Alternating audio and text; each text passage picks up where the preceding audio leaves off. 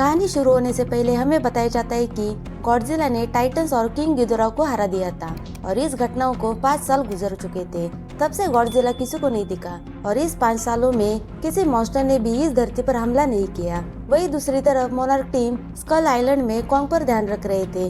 वहीं पर हमें एक छोटी लड़की जिया को दिखाया जाता है जो स्कल आइलैंड की अंतिम मूल निवासी होती है। वो कॉन्ग की स्पेशलिस्ट डॉक्टर एलिन जो मोनार्क के लिए काम करती है, उसने जिया को गोद लिया होता है। जिया गूंगी और बहरी होती है। जिया कॉन्ग से बहुत प्यार करती है और कॉन्ग भी उसकी सुरक्षा के लिए कुछ भी कर सकता है। जिया बोल नहीं सकती थी, इसलिए वो कॉन्ग से साइन लैंग्वेज में बातचीत करती है और कॉन्ग को भी उसकी बातें समझ में आ रही होती है। कॉन्ग उसकी हर बात मानता था। कॉन्ग इस आइलैंड के बाहर न जा पाए, इसलिए मोनार्क ने कॉन्ग को एक बड़े डोम के नीचे रखा गया था, क्योंकि अगर कॉन्ग बाहर गया तो उसके और गॉडजिला के बीच में भयानक लड़ाई हो जाएगी। कॉन्ग और गॉडजिला के बीच में पुरानी दुश्मनी होती है, लेकिन समय के साथ कॉन्ग अब बहुत विशाल बन चुका था और कॉन्ग इस आइलैंड पर सेफ नहीं है। डॉक्टर एलिन जानती थी कि कॉन्ग यहाँ पर ज्यादा समय तक नहीं टिकेगा।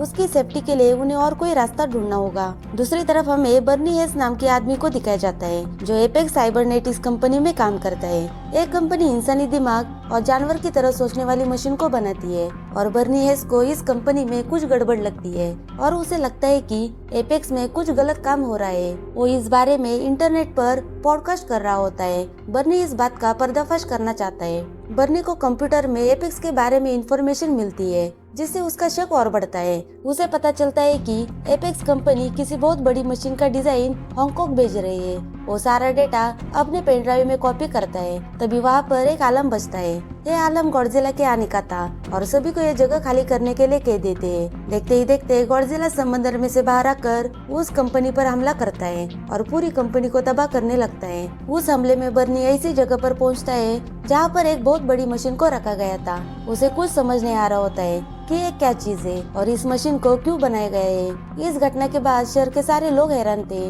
कि गॉडजिला जो टाइटन्स और इंसानों का रखवाला था वही उन पर हमला क्यों कर रहा है। मेडिसन भी इस बात से हैरान थी कि गॉडजिला इंसानों का दुश्मन कैसे हो सकता है, क्योंकि 5 साल पहले गॉडजिला ने मेडिसन की जान बचाई थी। उसे लगता है कि गॉडजिला के इस व्यवहार के पीछे जरूर कुछ कारण होगा। वो अपने डैड मार्क के पास जाती है और उन्हें समझाती है कि जरूर कुछ ऐसी चीज है जो गॉडजिला को भड़का रही है और 5 साल पहले गॉडजिला ने हमको बचाया था। हमें उस पर शक नहीं करना चाहिए। उसके भड़कने के पीछे जरूर कुछ कारण होगा। लेकिन मार्क उसकी बातें नहीं सुनता। वो अपने बेटे को कहता है कि जो भी इंसानों की तरह बदलते रहते हैं और इस वक्त गॉडजिला सबको नुकसान पहुंचा रहा है। लेकिन मेडिसन को उनकी बातों पर यकीन नहीं होता, इसलिए मेडिसन अपने घर चली जाती है। लेकिन बर्नी जानता था कि इसके पीछे जरूर एपेक्स वालों की साजिश है, इसलिए वो अपने पॉडकास्ट में ये सब बातें बोल देता है। मेडिसन बर्नी का पॉडकास्ट सुन लेती है और बर्नी की बातें उसे सच लगने लगती है। अगले दिन मेडिसन अपने दोस्त जॉश के साथ बर्नी को ढूंढने के लिए निकल पड़ते हैं ताकि उन्हें सच का पता चल सके। वही एपेक्स कंपनी के मालिक वॉल्टर डॉक्टर नेथन से जाकर मिलता है जो मोनार्क के लिए काम करता था। वॉल्टर डॉक्टर नेथन को कहते हैं कि गॉडजिला ने इससे पहले बिना भड़काए हमला नहीं किया और गॉडजिला इस वक्त दुनिया के लिए बहुत बड़ा खतरा है। हमें गॉडजिला को रोकना होगा। दरअसल डॉक्टर नेथन मोनार्क में होलो अर्थ पर काम करते थे और उन्होंने होलो अर्थ पर एक बुक भी लिखी होती है। वॉल्टर डॉक्टर नेथन को होलो अर्थ की कुछ सैटेलाइट इमेज भी दिखाता है। दरअसल होलो अर्थ हमारे धरती के बीच के सेंटर में होता है और वैज्ञानिकों का मानना था कि धरती के नीचे और एक दुनिया है जहाँ पर टाइटन जन्म लेते हैं और एक समंदर जैसा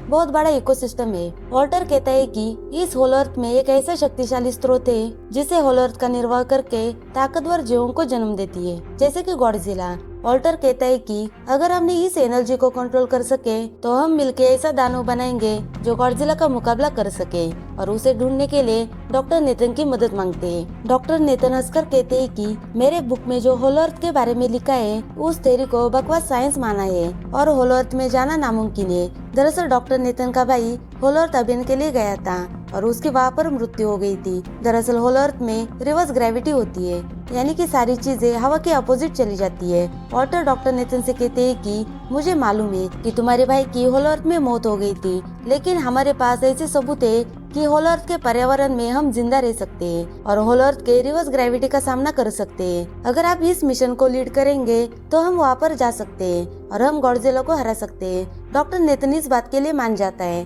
डॉक्टर नेतन अपने दोस्त डॉक्टर ईलिन, जो मोनर के लिए काम करती है और कॉन्ग पर स्टडी कर रही थी, उसे जाकर मिलता है और एपेक्स प्लान के बारे में बताता है और कहता है कि उन्हें होलोर्थ में पहुंचने के लिए एक रास्ता मिल चुका है, लेकिन वहां पर पहुंचने के लिए एक टाइटन ही हमारी मदद कर सकता है और हम कॉन्ग की मदद से होलोर्थ की एनर्जी तक पहुंच सकते हैं और उस एनर्जी की मदद से गॉडजिला को खत्म कर सकते हैं। डॉक्टर ईलिन इस बात के लिए मान जाती है क्योंकि उसे पता था कि कॉन्ग इस जगह पर ज्यादा समय तक नहीं टिक सकेगा। उसके बाद वो सभी कॉन्ग को बेहोश करके उसे जंजीरों से बांधकर एक बड़े जहाज से अंटार्कटिका की ओर लेके जाते हैं। कुछ देर बाद कॉन्ग होश में आ जाता है। खुद को बंधा हुआ देखकर उसे बहुत गुस्सा आ जाता है, लेकिन जब जया उसके सामने जाती है तब वो शांत हो जाता है। वही दूसरी तरफ मेडिसन और जॉर्ज बर्नी तक पहुंच जाते हैं। मेडिसन बर्नी को बताती है कि गॉडजिला ने एपेक्स पर हमला बिना सोचे समझे नहीं किए थे, इसमें जरूर एपेक्स वालों का हाथ होगा। बर्नी कहता है कि मुझे भी उन पर शक है और इनका प्लान जानने के लिए मैं 5 साल तक एपेक्स में काम करता रहा।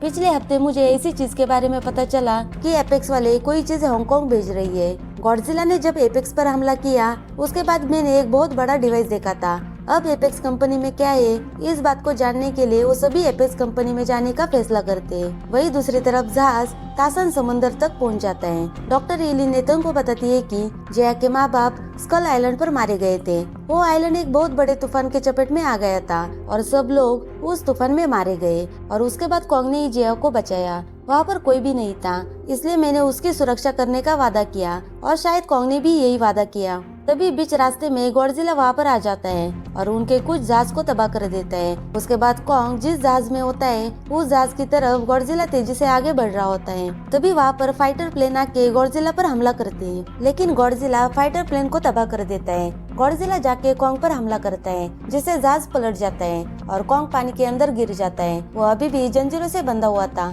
इसलिए वो कुछ भी नहीं कर पाता। डॉक्टर नेतन पानी के अंदर जाकर कॉन्ग के जंजीरों को तोड़कर आजाद करवाता है। अब पानी के अंदर गॉडजिला और कॉन्ग के बीच फाइट होती है। कॉन्ग को पानी के अंदर लड़ने में मुश्किल हो रही थी। कॉन्ग की मदद करने के लिए एडमिरल अंडर वाटर बॉम्ब से अटैक करते हैं, जिससे वहाँ पर बहुत बड़ा धमाका हो जाता है।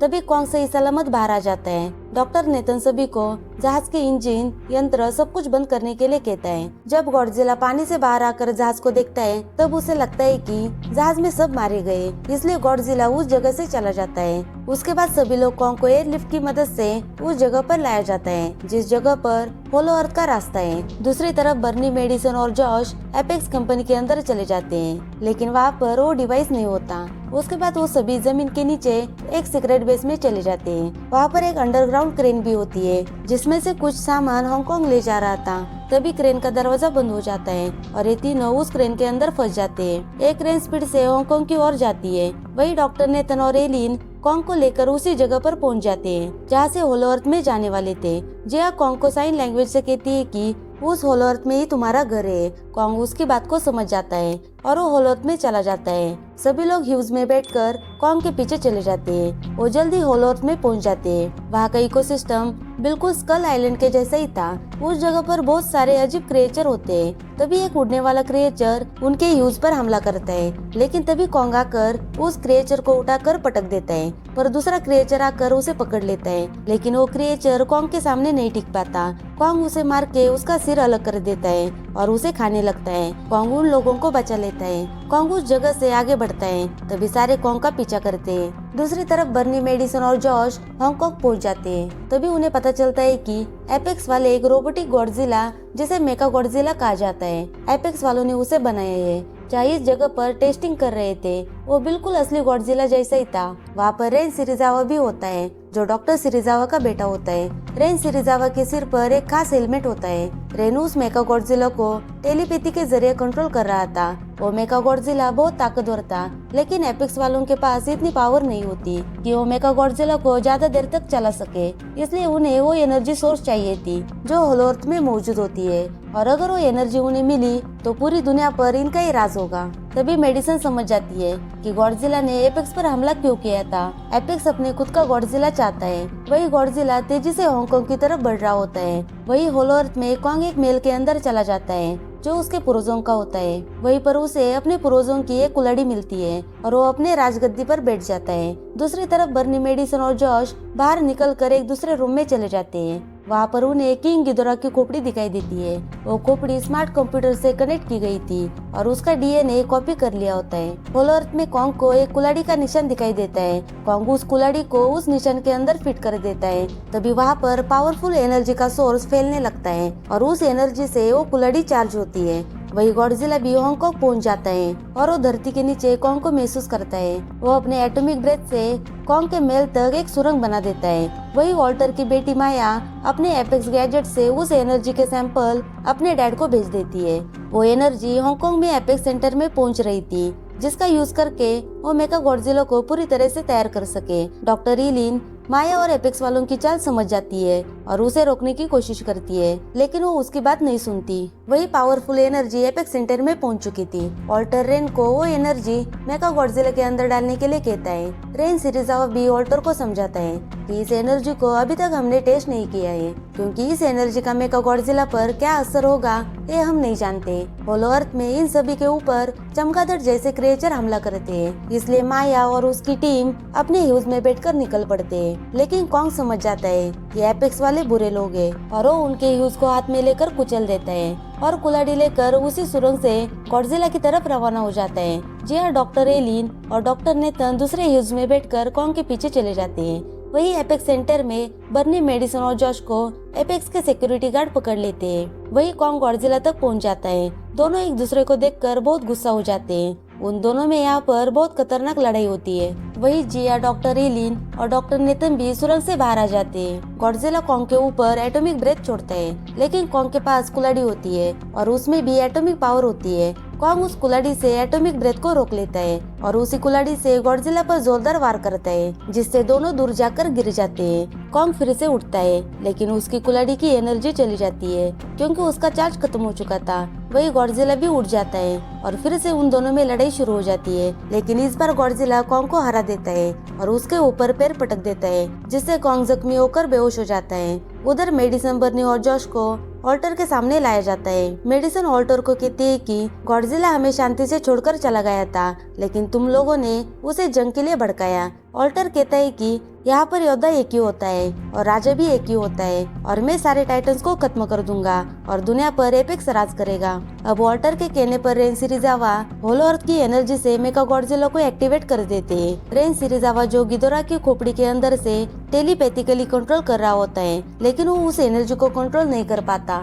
तभी एटॉमिक एनर्जी अनस्टेबल हो जाती है। मेका गॉडजिला ऑल्टर पर हमला करके उसे मार देता है। वही एटॉमिक एनर्जी ज्यादा होने के कारण रेन सिरिजावा इलेक्ट्रिक करंट से मारा जाता है। अब मेका गॉडजिला अपने हिसाब से काम कर रहा होता है। वो एपेक्स सेंटर से बाहर आ जाता है। बाहर आके वो शहर के बिल्डिंग को तबाह करने लगता है। उसके बाद मेका गॉडजिला असली गॉडजिला के ऊपर हमला करता है। मेका गॉडजिला होलो अर्थ एनर्जी के कारण बहुत ताकतवर बन चुका था और वो गॉडजिला को एक खिलौने की तरह इधर उधर फेंका जा रहा होता है। कॉन्ग अभी भी बेहोशी की हालत में होता है। जिया उसके पास जाती है, तब वो देखती है कि कॉन्ग के दिल की धड़कन धीरे धीरे कमजोर होने लगी है और वो डॉक्टर ईलिंग को साइन लैंग्वेज से बता देती है कि कॉन्ग जल्दी से मरने वाला है और उसकी धड़कनें तेज करने के लिए कॉन्ग को इलेक्ट्रिक शॉक देना होगा। वही मेका गॉडजिला और असली गॉडजिला एक दूसरे के ऊपर एटॉमिक ब्रेथ छोड़ देते हैं, लेकिन गॉडजिला मेका गॉडजिला के सामने नहीं टिक पाता और गॉडजिला जख्मी होकर नीचे गिरता है। वही डॉक्टर नेथन ह्यूज के इंजन का यूज करके एक इलेक्ट्रिक मैग्नेटिक पल्स को जनरेट करता है और उस ह्यूज को लेके कॉन्ग के दिल पर रख देता है। वो ह्यूज कॉन्ग के दिल पर ही ब्लास्ट हो जाता है, जिससे कॉन्ग ठीक हो जाता है। जिया कॉन्ग को साइन लैंग्वेज से समझाती है कि गॉडजिला हमारा दुश्मन नहीं है, बल्कि मेका गॉडजिला हमारा दुश्मन है। कॉन्ग जिया की बातें समझ जाता है और वो मेका गॉडजिला से लड़ने के लिए तैयार हो जाता है। वही बर्नी, मेडिसन और जॉश मेका गॉडजिला को सैटेलाइट लिंक से डिस्कनेक्ट करने की कोशिश कर रहे थे, मगर वो सिक्योरिटी लॉक हो जाता है। वही मेका गॉडजिला असली गॉडजिला को मारने वाला था, तभी कॉन्ग वहाँ पर आके मेका गॉडजिला को पकड़ लेता है। गॉडजिला भी समझ जाता है कि कॉन्ग उसकी मदद कर रहा है। अब कॉन्ग और गॉडजिला दोनों मिलकर मेका गॉडजिला से लड़ने लगते हैं। कॉन्ग अपनी कुल्हाड़ी से कई वार करता है, लेकिन वो कुल्हाड़ी चार्ज नहीं होती, इसलिए इसका मेका गॉडजिला पर कोई असर नहीं होता।